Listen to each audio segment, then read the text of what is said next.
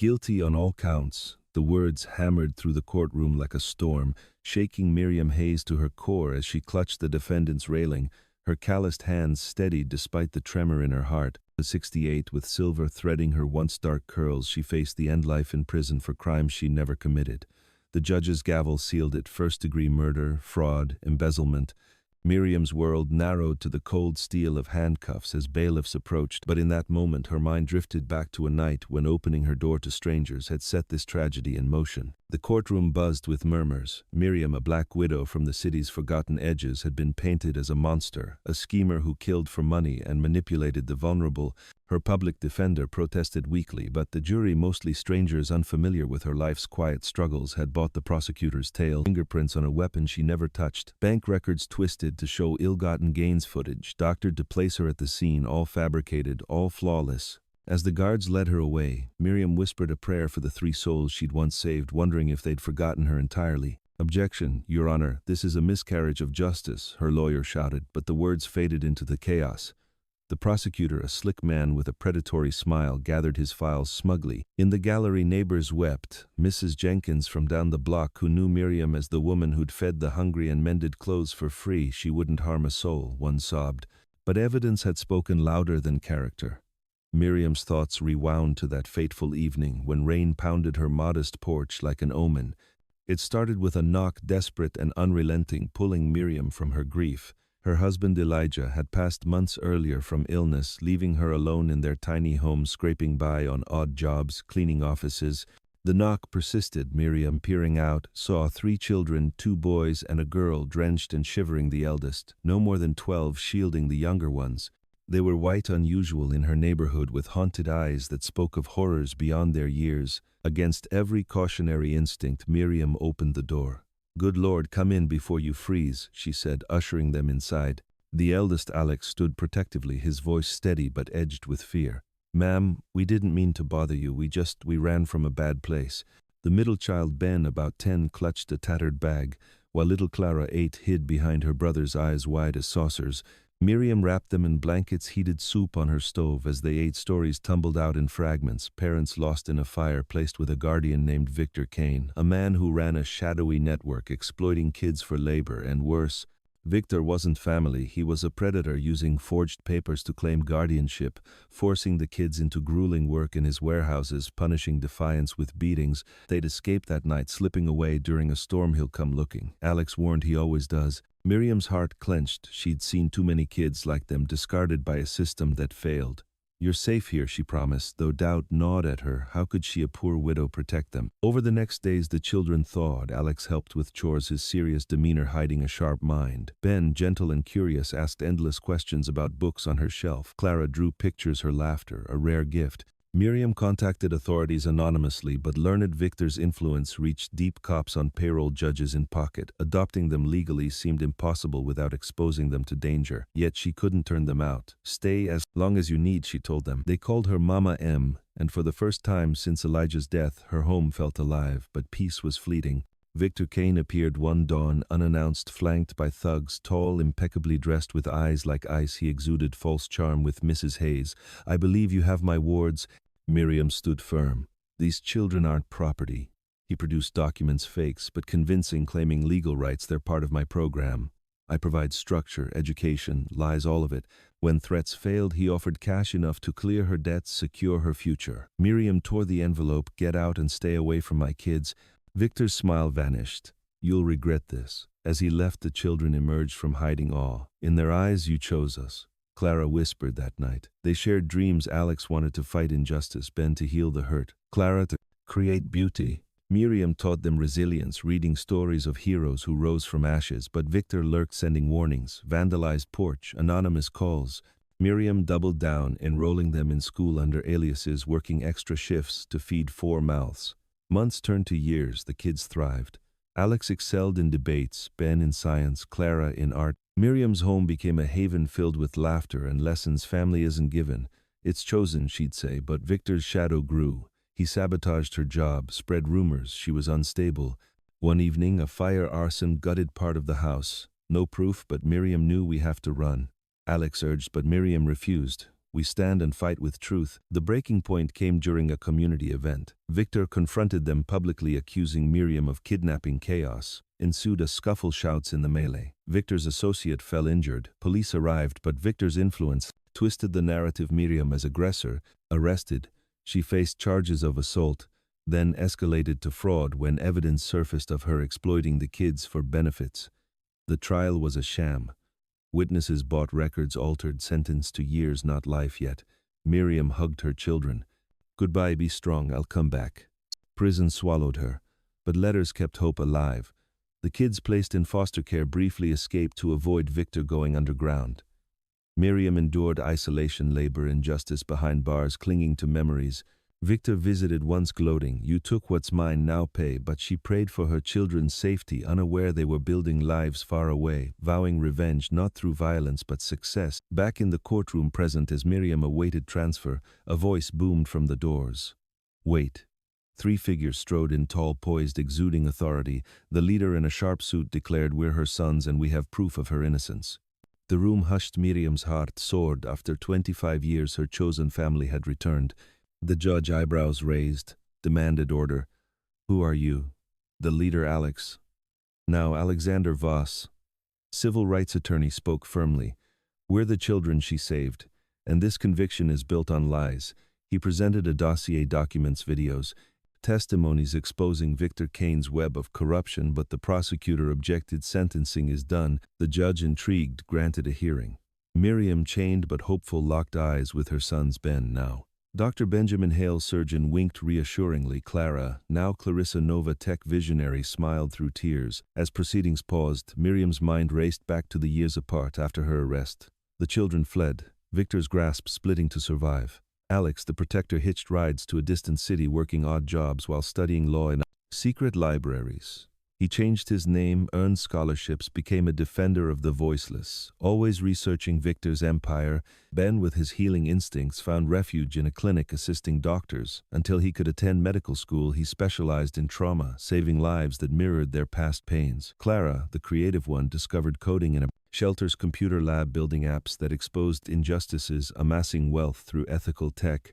Prison life tested Miriam's spirit. Cells echoed with despair, but she organized reading groups, counseled inmates, turned her block into a community. Guards respected her. Prisoners called her Aunt M. Letters from anonymous sources. Her children in disguise sustained her. "We're safe, we're growing, we'll make you proud." Victor's threats continued. Indirectly denied parole, fabricated infractions. Once a shank attack nearly killed her, but she forgave the assailant.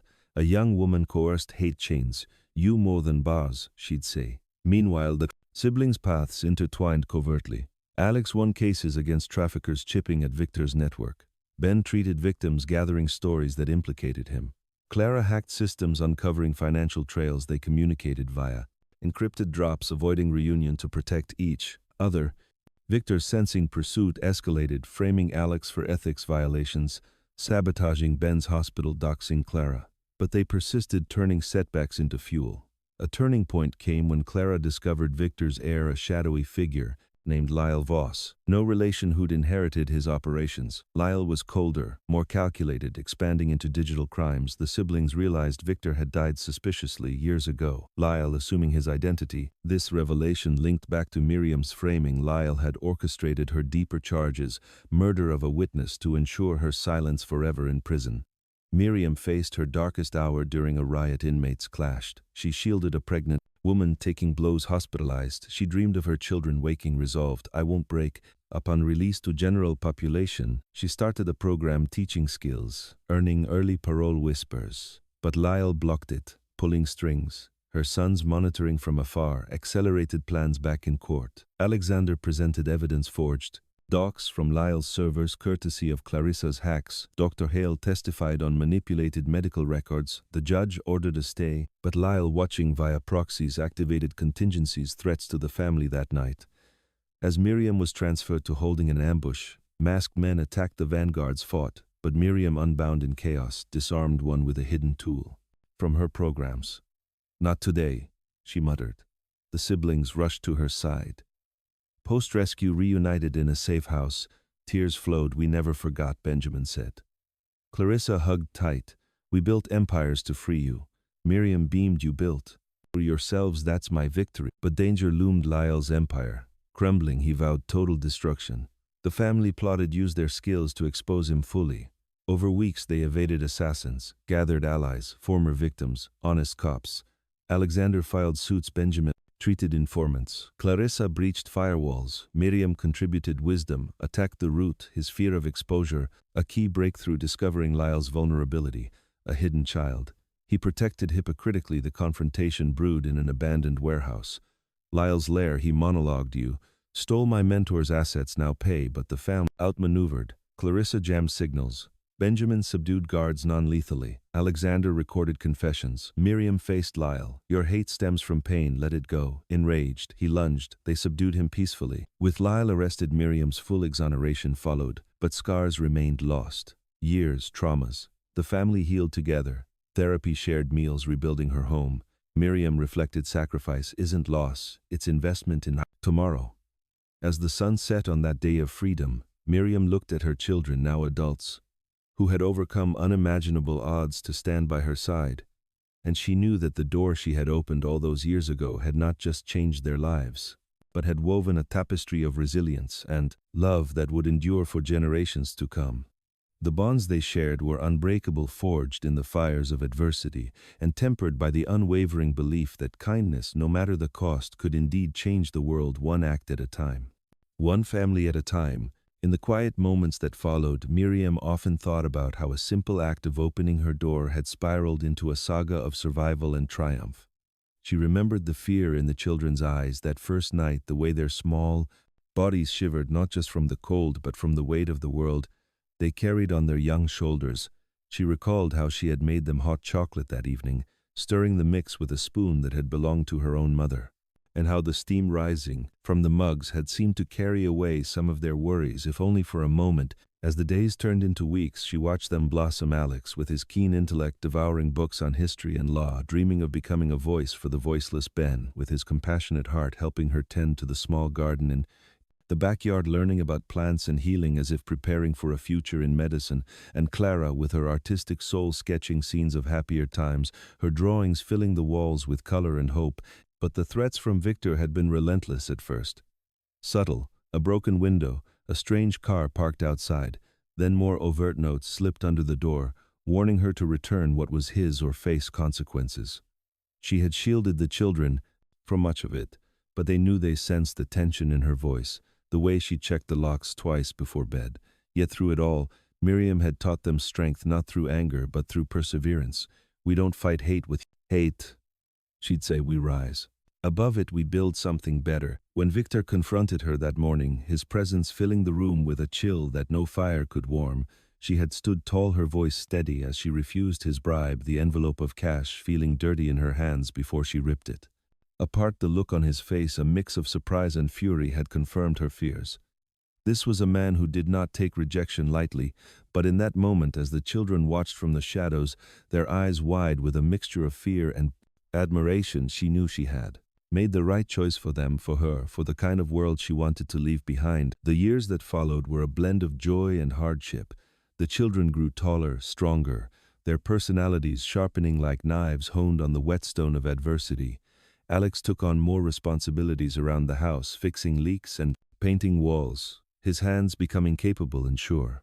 Ben discovered a love for science, experimenting with homemade remedies for minor ailments, always eager to ease pain. Clara's art evolved from simple sketches to intricate pieces that captured emotions she couldn't yet articulate in words. Miriam worked tirelessly, taking on extra cleaning jobs, sewing for neighbors, anything to keep food on the table and clothes on their backs.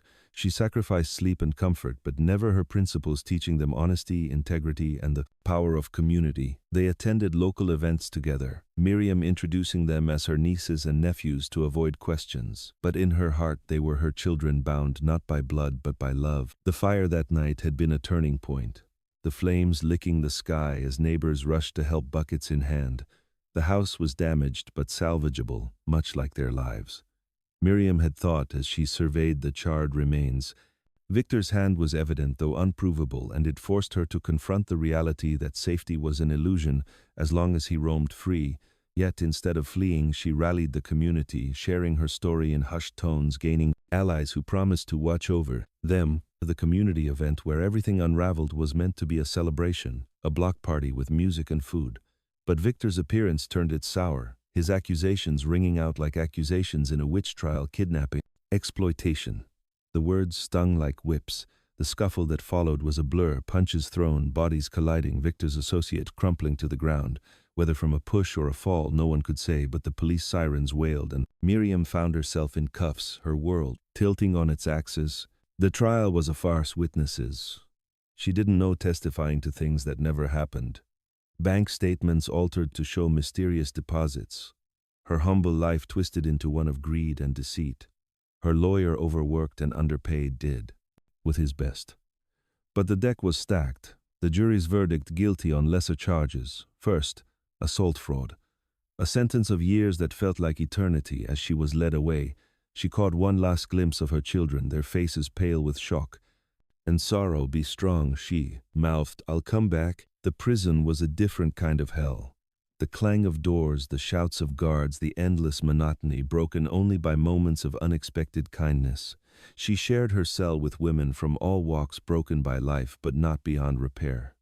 Miriam started small, sharing stories from her books, teaching basic reading to those who struggled. Soon, her cell block became a makeshift classroom, inmates gathering for lessons in literacy, life skills. Even hope guards turned a blind eye. Some even encouraged it, recognizing the calm she brought to the chaos. Letters arrived sporadically, cryptic messages that she knew came from her children, hints of their progress, their safety. They sustained her through the dark nights when doubt crept in. Victor's visit was a low point, his smug face.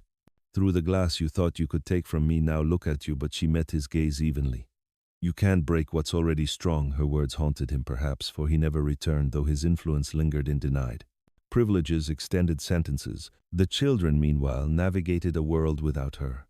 Alex, the eldest, took charge, leading his siblings to safety. They split to avoid capture, Alex heading north to a city of opportunities where he blended into the crowds, working as a janitor. By day, studying law; by night, his mind sharp as ever, absorbing knowledge like a sponge. He changed his name to Alexander Voss, building a new identity from scratch, earning his degree through sheer determination and night classes. His focus on www.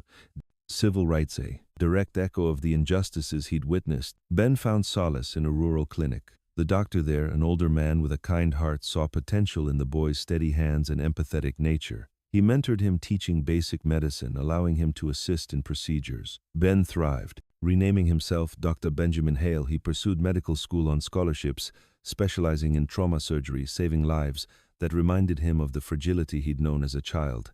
Each operation a step toward healing not just bodies but his own wounded spirit. Clara, the youngest and most vulnerable, ended up in a shelter where a computer caught her eye. She taught herself coding, starting with simple programs, then building complex apps that highlighted social issues. Under the name Clarissa Nova, she founded a tech startup, her innovations earning her fortune and fame. But always anonymously, her work aimed at exposing networks like Victor's, using data to shine light on darkness. Their communications were careful, coded messages in newspapers, encrypted emails through proxies. They avoided direct contact, knowing one slip could bring Lyle, Victor's successor, crashing down on them. Lyle, who had risen from the ashes of Victor's empire, more ruthless, more tech-savvy, expanding into cybercrimes while maintaining the old exploitative roots. The siblings pieced together his identity over years, realizing he had killed Victor to take control, assuming his mantle to orchestrate greater schemes, including deepening Miriam's charges by framing her for a murder that tied back to their escape, a witness silenced to cover track. In prison, Miriam's program grew. She helped women earn GEDs, write letters to their families, even mediate disputes. Her reputation spread, earning her small privileges, a better cell, access to books, but Lyle's reach extended even. They're blocking her parole hearings, planting false evidence of infractions. A shank attack one night left her scarred. But alive, she forgave her attacker, a young inmate, manipulated by promises of early release, teaching her instead to read and write. "Hate chains you more than bars," Miriam would say, turning enemies into allies. The siblings' breakthroughs came gradually. Alexander's cases uncovered patterns of corruption, linking to Lyle Benjamin's patients shared tales of exploitation. Clarissa's hacks revealed financial flows. They compiled dossiers, waiting for the moment to strike. That moment came when Miriam's case resurfaced, Lyle pushing for life extension on new charges, murder, fraud, the evidence mounting but flawed. The siblings knew it was time, converging on the city. Undercover, reuniting in shadows after years. Part their embrace fierce. "We do this for Mama M. Alexander said, and for all the families like ours." Back in the courtroom as the hearing commenced, Alexander laid out the case with precision, documents proving forgeries, videos from hidden sources showing Lyle's manipulations, testimonies from former associates turned witnesses. Dr. Hale explained medical discrepancies, how injuries were staged. Clarissa presented digital trails, hacked ledgers showing money laundering. The judge leaned forward, intrigued. "This changes everything," but the prosecutor fought back. "This is irregular. The defendants already sentenced, yet the evidence was overwhelming." A stay granted. Miriam transferred to holding, but danger lurked. Lyle's contingencies activated an ambush on the transport van. Masked men storming in, guns drawn, chaos erupted, guards firing. Miriam, in the back, unbound by chance from a loose cuff, grabbed a fallen tool, a makeshift weapon from her prison crafts, disarming one attacker, her movement swift from years of survival. "Not today," she whispered as reinforcements arrived. Siblings tip having alerted authorities in the safe house. Reunion tears mingled with resolve. "We never forgot," Benjamin said, holding her hand. "We built our lives to free you." Clarissa added, her voice strong. "We turned pain into power." Miriam looked at them, her heart full. "You didn't just free me, you freed yourselves. That's the greatest gift." But Lyle remained a threat. His empire teetering, he vowed destruction. The family plotted, Miriam's wisdom guiding them. Attack not with force but with truth. Expose the root, his fear of being seen for what? He is a monster hiding behind power. The key discovery, Lyle's hidden child, a vulnerability he guarded fiercely. Perhaps a spark of humanity they could appeal to. The confrontation in the warehouse was tense. Lyle's lair, a fortress of shadows. He monologued, "You meddlesome fools. You stole everything from me." But the family stood united. Clarissa jamming signals to cut communications. Benjamin subduing guards with precision, non-lethal takedowns, learned from his surgical steadiness. Alexander recording every word for the world to hear. Miriam facing Lyle directly. "Your hate stems from a place of deep pain. Let it go. Choose better for your child." Enraged, Lyle lunged, but they restrained him, calling authorities. His confession captured his empire. Crumbled, arrests followed, networks dismantled, with Lyle behind bars. Miriam's full exoneration came, charges dropped, records cleared, but the scars of lost years lingered. The family healed through shared stories. Therapy rebuilding her home into a sanctuary. Miriam reflected on the journey. Sacrifice isn't about loss, it's about investing in a future where love prevails. As they gathered around the table that first night, free laughter echoing, Miriam knew the door she opened had led to this. A family forged in fire, unbreakable and beautiful. The courtroom froze as the three men approached the bench. The judge, eyebrows raised, demanded, "Order." "Who are you?" "The leader, Alex now." Alexander Voss, civil rights attorney, spoke firmly. "We're the children she saved, and this conviction, it built on lies."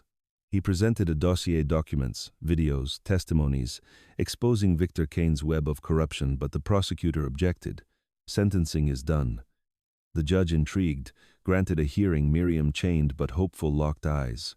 With her son's Ben now, Dr. Benjamin Hale, surgeon, winked reassuringly.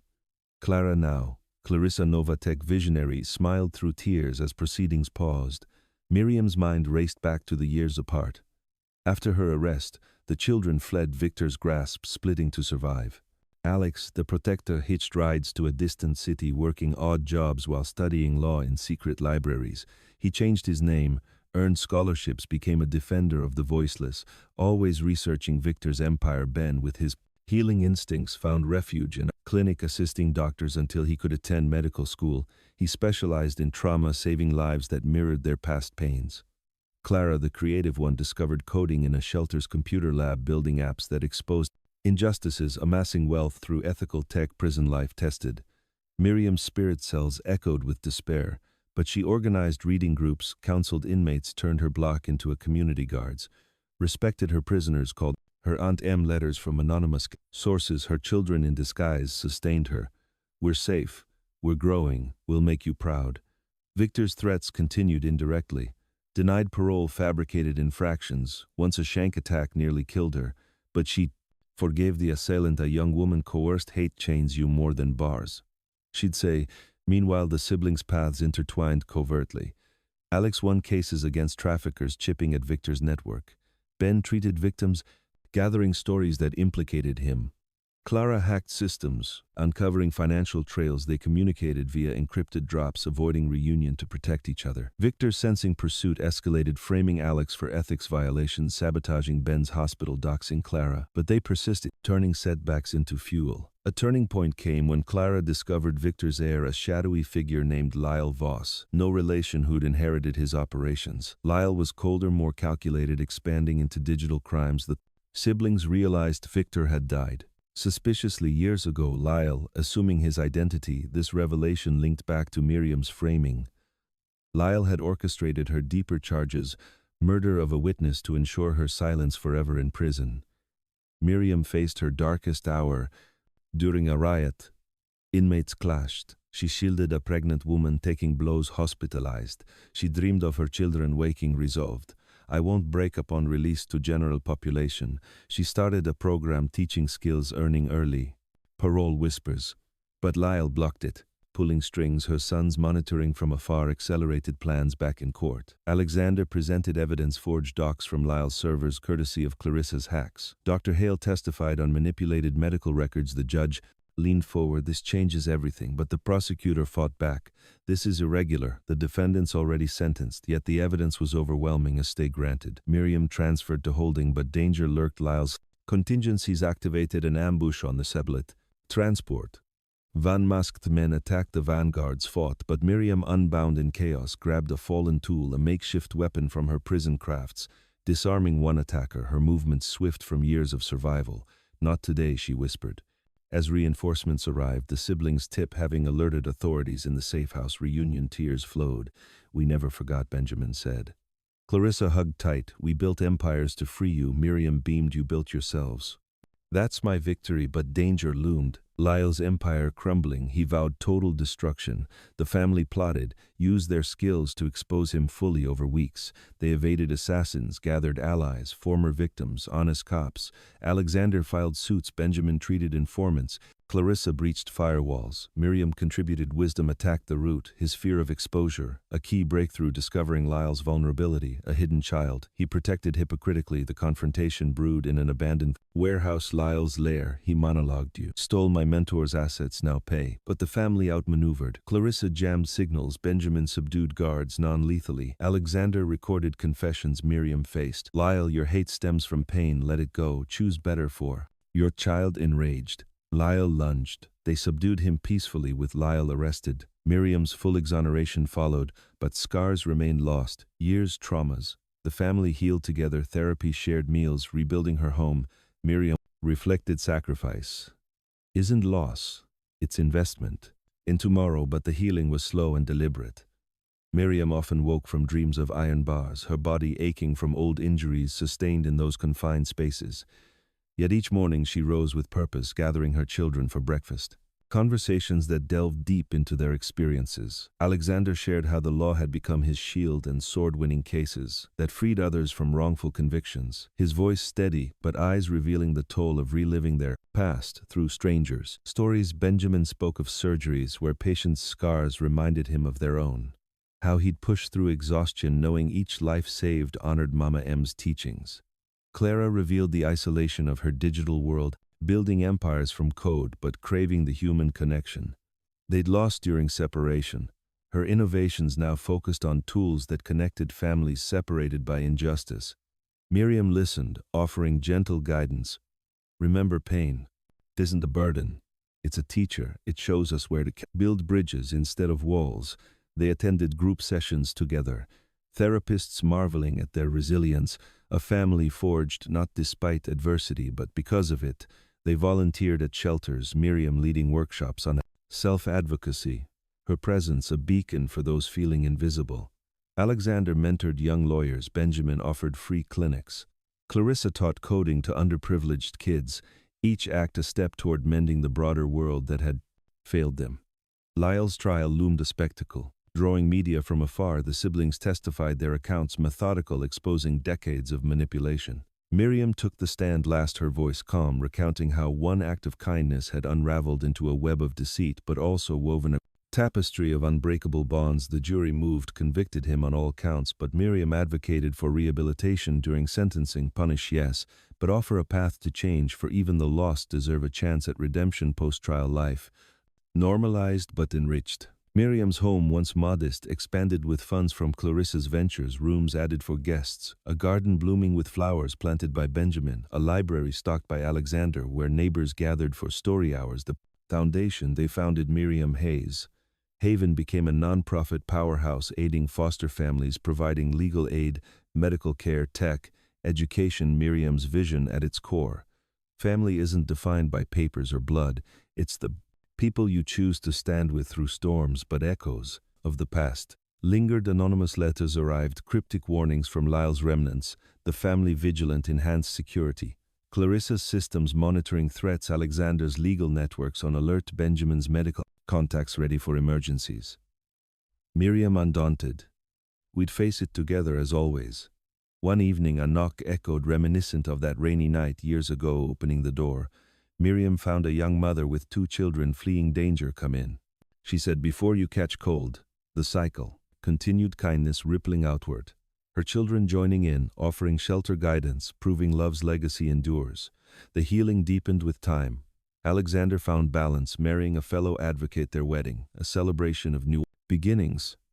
Benjamin adopted a child from the system, vowing to provide the stability he'd craved. Clara partnered with global organizations, her tech bridging divides. Miriam watched, proud, her heart full. These are my miracles, she thought. Not despite the pain, but born from it. As seasons changed, the family traveled, sharing their story at conferences, inspiring change. Miriam's speeches moved audiences. Choose empathy over isolation, hope over despair, for in opening your door you open possibilities. Beyond imagining, the bonds they shared grew stronger. Each challenge met with unity, each joy amplified by shared memory in quiet moments. Miriam reflected on the years stolen, yet reclaimed the separation that had tested but ultimately fortified them. She knew their story wasn't unique. Countless families fractured by injustice, but theirs offered a blueprint: resilience through connection, triumph through compassion.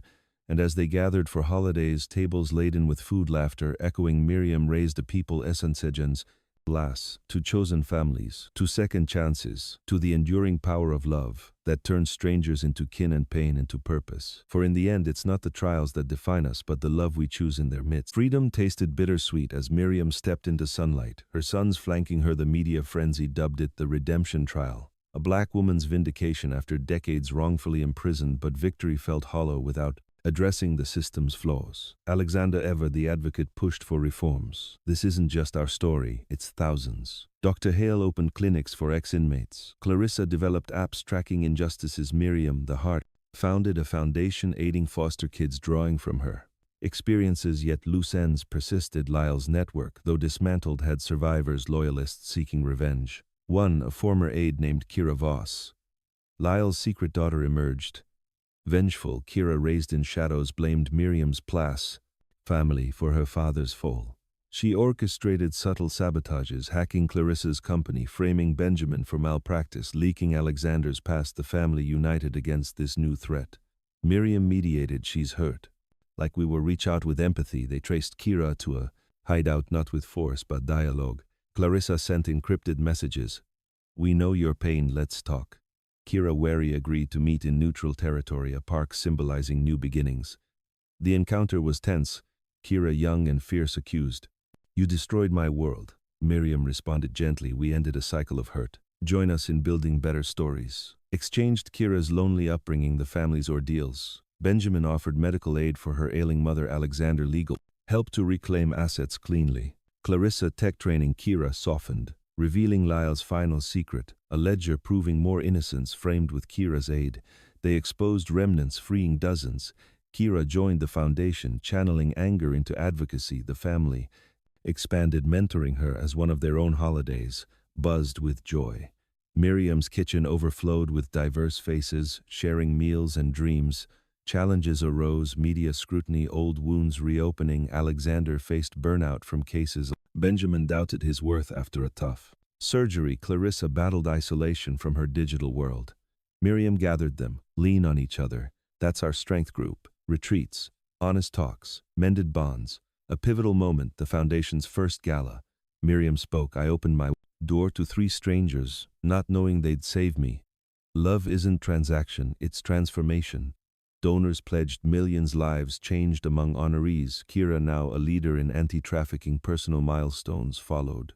Alexander married an activist, their wedding a celebration of new beginnings. Benjamin adopted a child from the system, vowing to provide the stability he'd craved. Clarissa partnered with global organizations. Her tech bridging divides. Miriam content gardened with grandkids teaching. Roots run deep when watered with kindness, but a final test loomed. Lyle's appeal in court. He raged.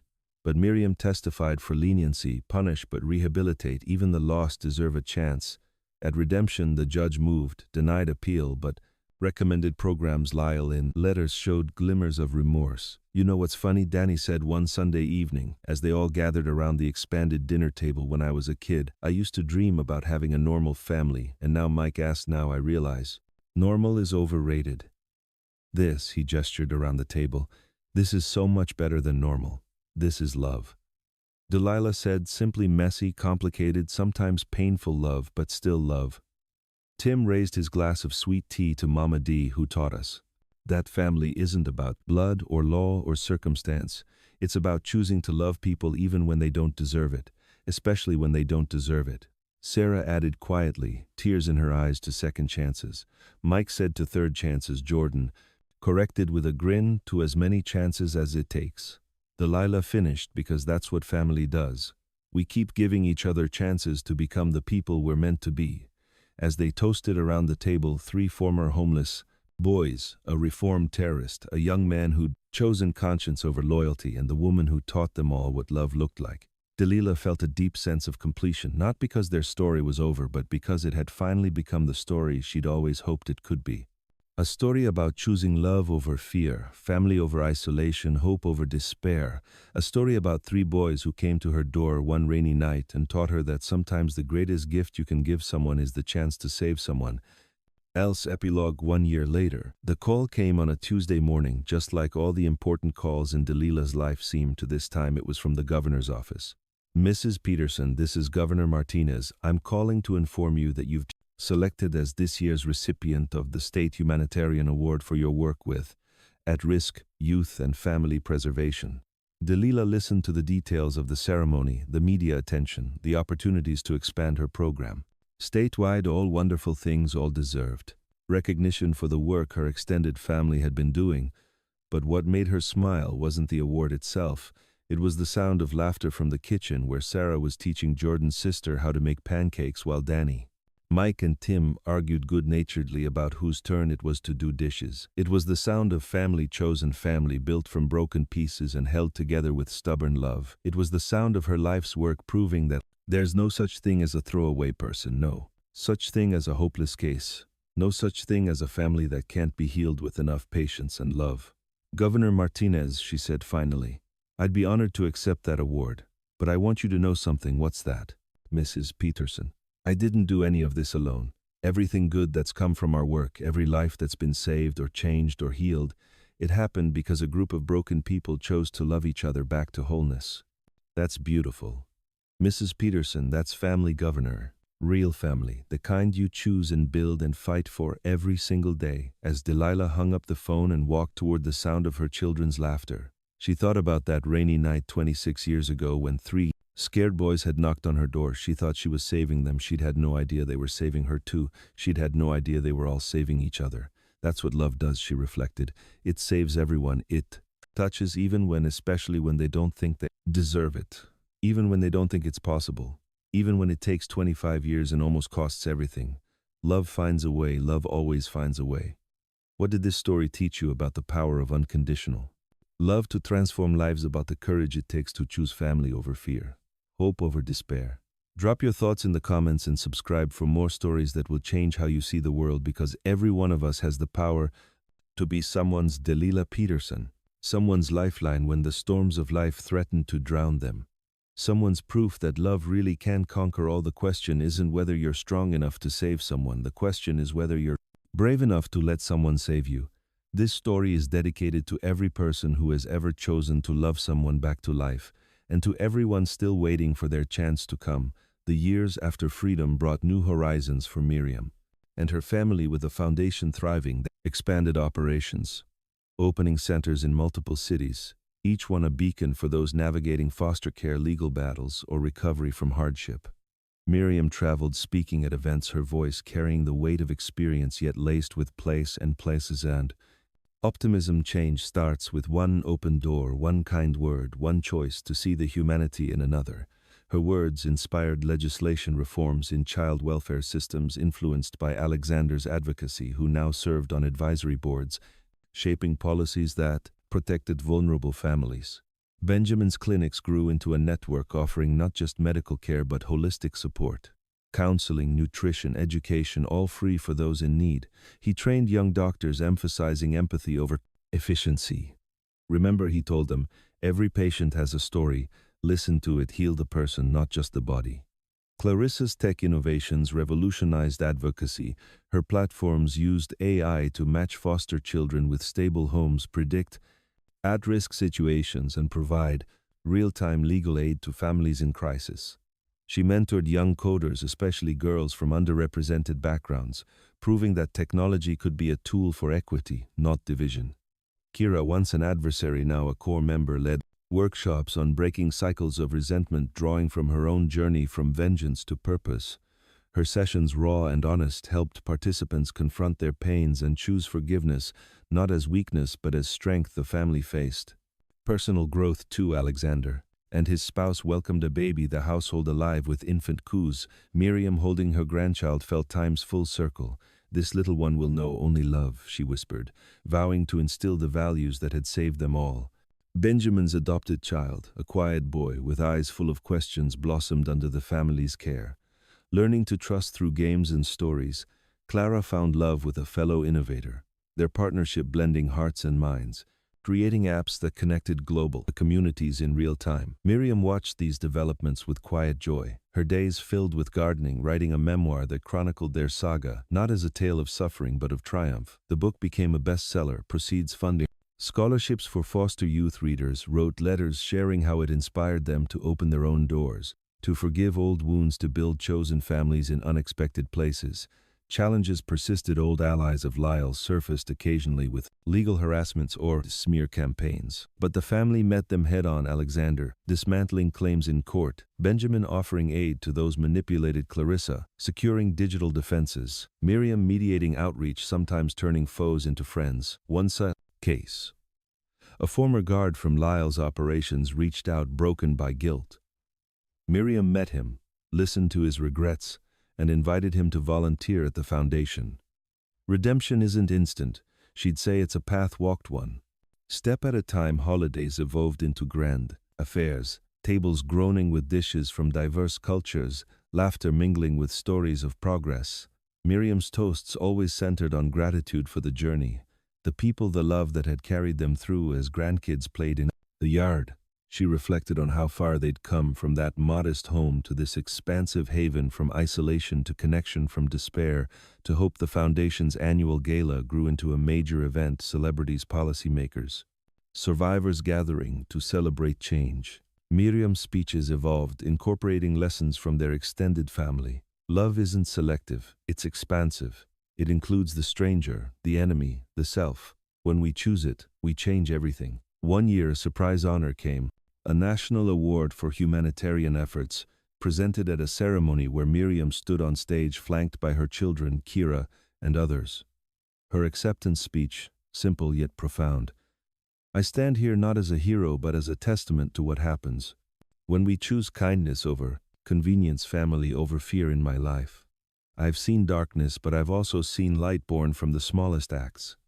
Open your doors, open your hearts, and watch the world transform. Post-ceremony, the family retreated to their home, sharing quiet reflections. Alexander admitted doubts about balancing work and fatherhood. Benjamin shared fears of failing his son. Clara confessed lingering insecurities from her isolated years. Kira spoke of ongoing struggles with forgiveness. Miriam listened, then shared, "We're all works in progress. That's the beauty, we grow together, supporting each other." Through the mess, the following morning they volunteered at a local shelter. Miriam teaching cooking, Alexander advising on rights, Benjamin checking health, Clarissa setting up computers, Kira mentoring youth. The cycle of giving continued, rippling outward, touching lives they might never know. But in those moments Miriam felt the true measure of their victory, not awards or accolades, but the quiet transformations, the mended hearts.